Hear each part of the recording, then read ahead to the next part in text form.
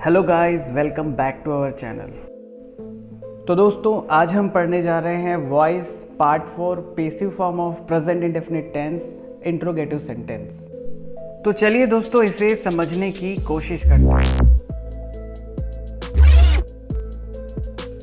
तो दोस्तों, आज का हमारा टॉपिक है passive form of present indefinite tense interrogative sentence. तो दोस्तों, जैसा कि मैंने आपको अपनी लास्ट वीडियो में भी बताया था कि हर एक टेंस जो होता है वो एक्चुअल में आपका एक्टिव वॉइस होता है। तो दोस्तों, इसका जो फॉर्मूला होता है वो होता है आपका डू या does plus subject plus verb का फर्स्ट फॉर्म प्लस ऑब्जेक्ट और लास्ट में क्वेश्चन मार्क। और जब आप इसे पैसिव फॉर्म में बदलते हो तो इसका फॉर्मूला हो जाता है आपका is am are plus object plus verb का third form plus by plus subject और लास्ट में क्वेश्चन मार्क। तो दोस्तों, जैसा कि आप देख रहे हो, इसके एक्टिव वॉइस के फॉर्मूले में आपके दो हेल्पिंग वर्ब दिखाई देते हैं जो कि है आपके डू या डज। तो दोस्तों, डू का उपयोग कहाँ होता है और डज का उपयोग कहाँ होता है? डू का उपयोग होता है दोस्तों यदि आपका सब्जेक्ट आई, वी, यू, दे और प्लूरल हो। इसी प्रकार दोस्तों, आपका डज का उपयोग होता है यदि आपका subject he, she, it, name और सिंगुलर हो। और अगर आप इसके पैसिव वॉइस के फॉर्मूले को देखें तो यहाँ भी आपको आपके तीन हेल्पिंग वर्ब दिखाई देंगे, इज, एम, आर। तो दोस्तों, इसका उपयोग होता है यदि आपका subject he, she, it, name और सिंगुलर हो। इसी प्रकार दोस्तों, एम का उपयोग होता है यदि आपका सब्जेक्ट आई हो, और आर का उपयोग होता है यदि आपका सब्जेक्ट वी, यू, दे और प्लूरल हो। याद रखें दोस्तों, जो प्रेजेंट इंडेफिनिट टेंस के जो वाक्य जो होते हैं उनकी पहचान होती है यदि उसके वाक्य के अंत में ता है, ती है, ते हैं आदि आते हैं। तो चलिए दोस्तों, इसका एक एक्टिव वॉइस का उदाहरण लेते हैं, फिर उसे पैसिव वॉइस में चेंज करते हैं। तो जो हमारा एक्टिव वॉइस का जो उदाहरण या एग्जाम्पल है वो है आपका क्या मोहन आम खाता है। यहाँ पे दोस्तों कर्ता यानी कि कार्य करने वाला मोहन है, क्योंकि यदि प्रश्न पूछा जाए कि कौन आम खाता है तो वो होता है आपका मोहन, इसलिए सब्जेक्ट हुआ आपका मोहन।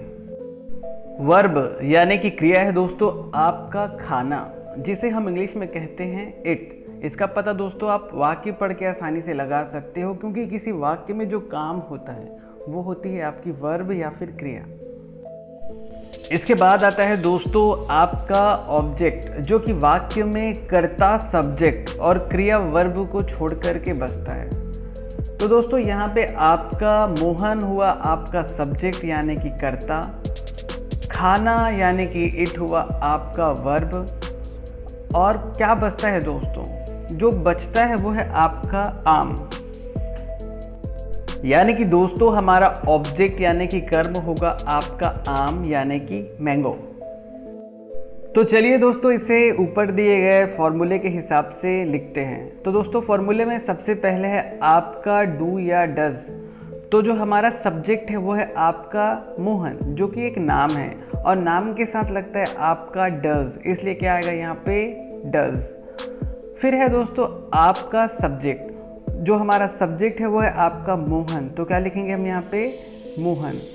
उसके बाद है दोस्तों आपका वर्ब का फर्स्ट फॉर्म, तो जो हमारा वर्ब है वो है आपका खाना यानी कि इट, तो क्या लिखेंगे हम यहाँ पे इट। उसके बाद है दोस्तों आपका ऑब्जेक्ट, तो क्या आएगा यहाँ पे आपका ऑब्जेक्ट, जो कि है आपका मैंगो यानी कि आम। तो दोस्तों, इसे ऊपर दिए गए फॉर्मूले के हिसाब से क्रमबद्ध करके ट्रांसलेट करके कैसे लिखेंगे, डज मोहन इट मैंगो और लास्ट में क्वेश्चन मार्क। चलिए दोस्तों, जब इसे पैसिव फॉर्म में लिखते हैं तो इसे कैसे लिखेंगे, क्या आम मोहन के द्वारा खाया जाता है। यहाँ पे दोस्तों फॉर्मूले में सबसे पहले देखते हो आप इज, एम या आर। तो दोस्तों इज, एम, आर में से जो हमारा ऑब्जेक्ट है जो कि है आपका मैंगो। दोस्तों यहाँ पे हम मैंगो को हम एक सिंगुलर शब्द के रूप में लेते हैं। तो यदि आपका सब्जेक्ट सिंगुलर हो तो उसके साथ लगता है आपका इज, तो पहले क्या आएगा आपका इज, फिर आएगा दोस्तों आपका ऑब्जेक्ट। हमारा जो ऑब्जेक्ट है वो है आपका दोस्तों आम यानी कि मैंगो, तो क्या लिखेंगे हम यहाँ पे मैंगो।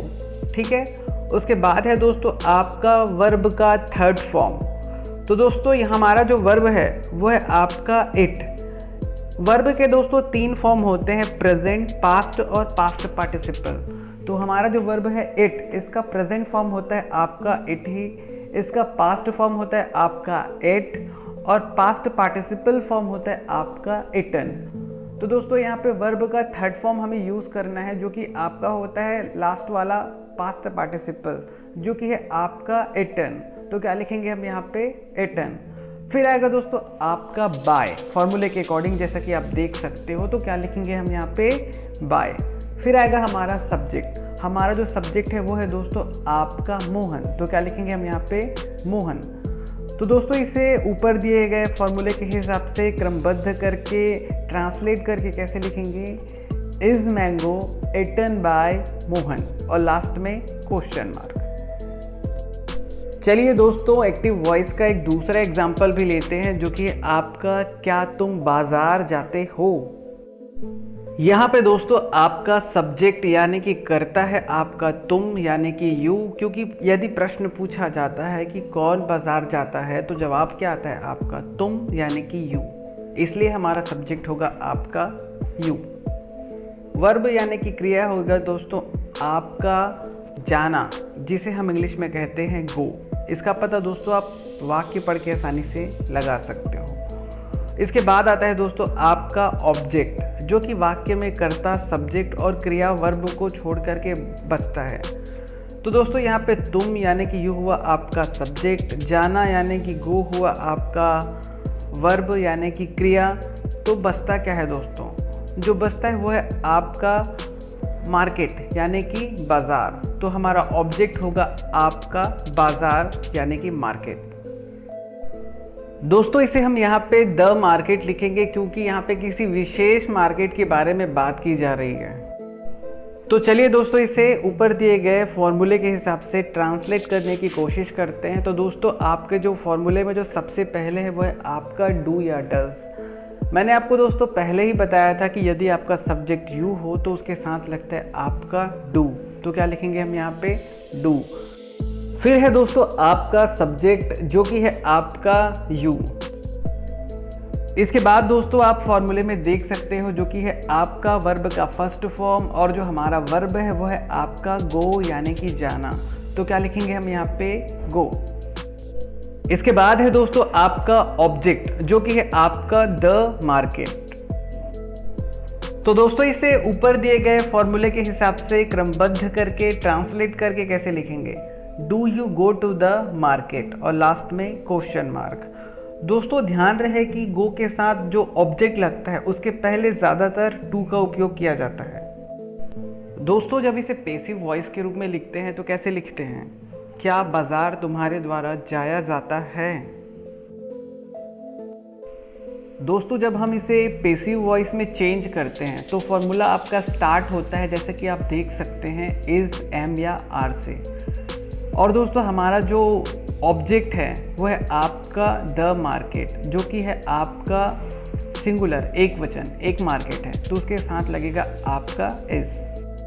याद रखिए दोस्तों पैसिव फॉर्म में जो हेल्पिंग वर्ब लगते हैं वो ऑब्जेक्ट के अकॉर्डिंग लगते हैं, ना कि सब्जेक्ट के अकॉर्डिंग। इसके बाद दोस्तों फॉर्मूले में आप देख सकते हैं जो है वो है आपका ऑब्जेक्ट, और जो हमारा ऑब्जेक्ट है आपका द मार्केट। तो क्या लिखेंगे हम यहाँ पे द मार्केट। उसके बाद है दोस्तों वर्ब का थर्ड फॉर्म। दोस्तों हमारा जो वर्ब है वो है आपका गो यानी कि जाना। और दोस्तों वर्ब के 3 फॉर्म होते हैं, प्रेजेंट, पास्ट और पास्ट पार्टिसिपल। तो इसका प्रेजेंट फॉर्म होता है गो खुद ही, और इसका पास्ट फॉर्म होता है वेंट, और पास्ट पार्टिसिपल फॉर्म होता है गॉन। हमें दोस्तों वर्ब का थर्ड फॉर्म यानी कि पास्ट पार्टिसिपल फॉर्म यूज करना है, तो वो है आपका गॉन। तो क्या आएगा यहाँ पे आपका गॉन। फिर आएगा दोस्तों आपका बाय फॉर्मूले के अकॉर्डिंग। तो क्या लिखेंगे हम यहाँ पे बाय।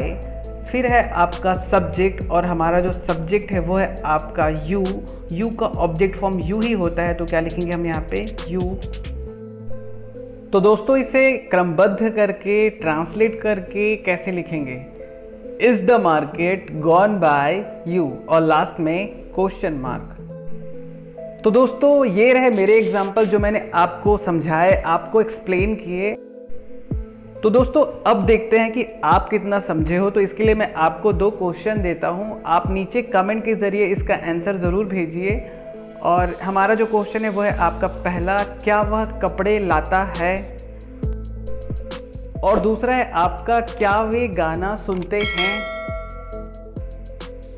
दोस्तों मुझे इंतज़ार रहेगा आपके इस रिप्लाई का। मैं मिलता हूं दोस्तों ऐसे ही नई एक एजुकेशनल और लर्निंग वीडियो के साथ। तब तक के लिए दोस्तों नमस्कार।